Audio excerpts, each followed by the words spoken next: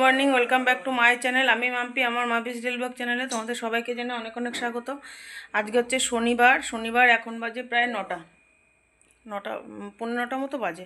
তো আজকে উঠেছি অনেক সকালে, উঠেছি প্রায় 4:45টায় উঠলাম। উঠে দূরে জল দিয়ে বারান্দাটা মুছে, রান্নাঘর মুছে, চিয়া সিড ভিজানো ছিল খেলাম। ওর বাবাকে গরম জল দিলাম, দিয়ে ওর বাবা পড়াতে চলে গেল, আমি হাঁটতে গেলাম। আর ওর বাবা উঠেছে আরও সকালে। আমি যখন উঠেছি ওর বাবা হেঁটে চলে এসছে। তো ওর বাবা পড়াতে গেলাম, আমি হাঁটতে গেলাম। হেঁটে হেঁটে আজকে আবার একটু গেছিলাম মাদের বাড়ি, কারণ বোন এসছে, বোনের ছেলেটা এসছে, ওর সঙ্গে গিয়ে ওকে একটু আদর করে আসলাম। তো ওইখানে অনেকটা সময় চলে গেছে। তারপর বাড়িতে এসে মনাকে ডাক দিলাম। মনা উঠলো পর সব বিছনা মাদুর গুছিয়ে, জামা কাপড় ছিল 1 গামলা, 2 দিন কাচিনি, 1 গামলা জামা কাপড় ভিজিয়ে এসে তারপর চা খেলাম। মাদের বাড়ি একবার চা খেয়ে এসছি, তবু বাড়িতে চা না খেলে হয় না। চা করে আমি খেলাম, আর মনাকে কমপ্লান গুলে দিলাম দুধ গরম করে। আর এদিকে দেখো রান্নার, আজকে সকালে খাবো ফেনা ভাত। তো সেই জন্য দেখো চাল, আলু, আতপ চাল, এটা আতপ চালের ফেনা ভাত, গোবিন্দভোগ না, এমনি এমনি আতপ চাল। আলু পটল দিয়ে সিদ্ধ বসিয়ে দিয়েছি, মানে ভাত বসিয়ে দিয়েছি। প্রথমেই হাঁড়িটাতে বসিয়েছিলাম, তো আলু ঠালু দিয়ে না এটা ধরছে না, তো ওই জন্য কড়াইতে বসিয়ে দিলাম। তো এটা হবে। আর রান্না হবে এই যে ঝিঙে আলু পোস্ত, আর এই যে কাঁচকলা আলু দিয়ে, এই যে ছোলার ডাল ভিজিয়ে রেখেছিলাম রাত্রিরে। তো এই ছোলার ডালটা এখন মিক্সিতে পেস্ট করব, করে বড়া করে কাঁচকলা আলু দিয়ে তরকারি করব, ঝিঙে আলু পোস্ত আর পেঁপে সেদ্ধ।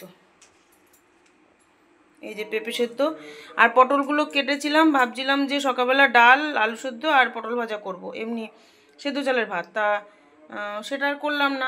আতপ চালটা অনেক দিন ধরে রয়েছে, পোকা হয়ে যাচ্ছে বলে সেদিনকে অর্ধেকটা খিচুড়ি করে ফেলেছি রাত্রিরে, আর অর্ধেকটা আজকে ফেনা ভাত করব।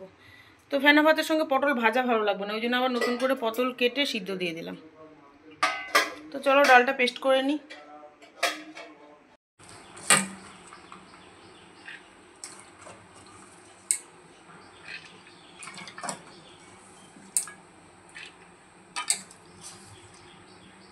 তো দেখো এই যে মিক্সিং জারটার মধ্যে দিয়ে দিলাম ডালগুলো, আর এগুলো ছোলার ডাল। তো ছোলার ডাল, আর এর মধ্যে একটু লঙ্কা দেবো, লঙ্কা দিয়ে লবণ দিয়ে পেস্ট করে নেবো। কারণ লবণ দিয়ে পেস্ট করলে সুবিধা হয় কি, তাহলে বড়াটা করতে সুবিধা হয়, নাহলে ডাল বেটে তার মধ্যে লবণ মাখাতে গেলে একটু অসুবিধাই হয়।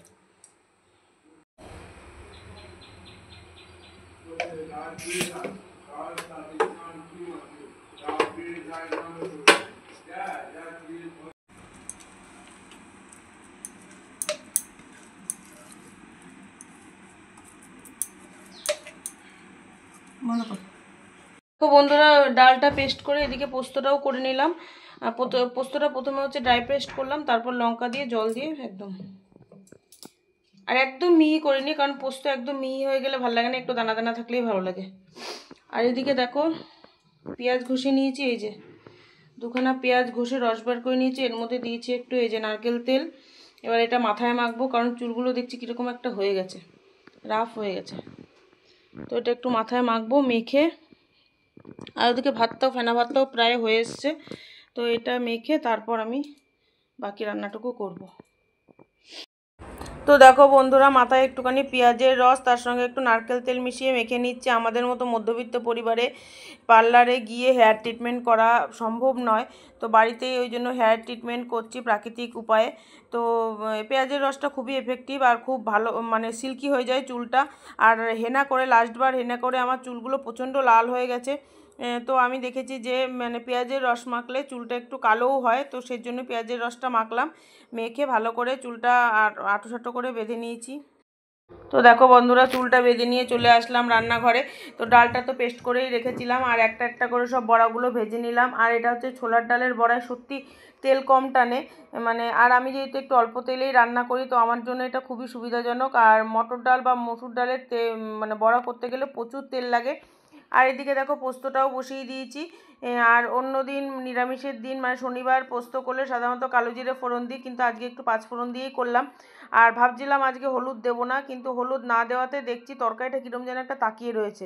তো সেই জন্য সামান্য একটু হলুদ দিলাম, দিয়ে প্রথমে ঝিঙে আলুটাকে একটু সাঁতলে নিয়ে তারপর জল দিয়ে দিয়েছি। আর জল না দিলে না আলু ঝিঙে হয়তো সিদ্ধ হয়ে যায়, ঝিঙে থেকে যা জল বেরোয়, কিন্তু তরকারিটা ভালো মতো মজে না। আর দেখো জল দিয়ে দেওয়াতে কত সুন্দর মজে গেছে তরকারিটা। আর পোস্তটা আমি দেবো একদম নামানোর আগে, পোস্তটা দিয়ে একটু নাড়িয়ে নামিয়ে ফেলবো।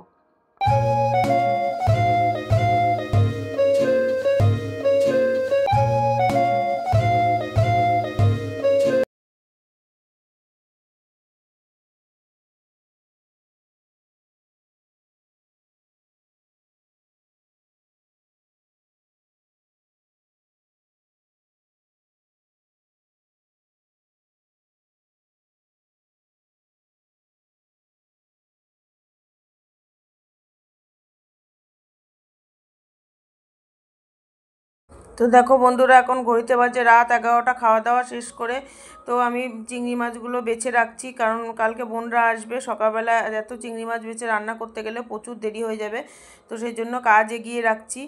আর এদিকে মনা আমাকে ভিডিও করে দিচ্ছে, ও ঘুমায়নি। তো চিংড়ি মাছগুলো বেছে বেসিনে দেখছো কত বাসন রয়েছে, সেগুলো মেজে রান্নাঘর পুরো পরিষ্কার করে তারপরেই আমি যাব ঘুমাতে। আর আজকের মতো ভিডিওটা আমি এখানেই শেষ করছি। কাল আবার দেখা হবে নতুন একটা ভিডিওর সঙ্গে।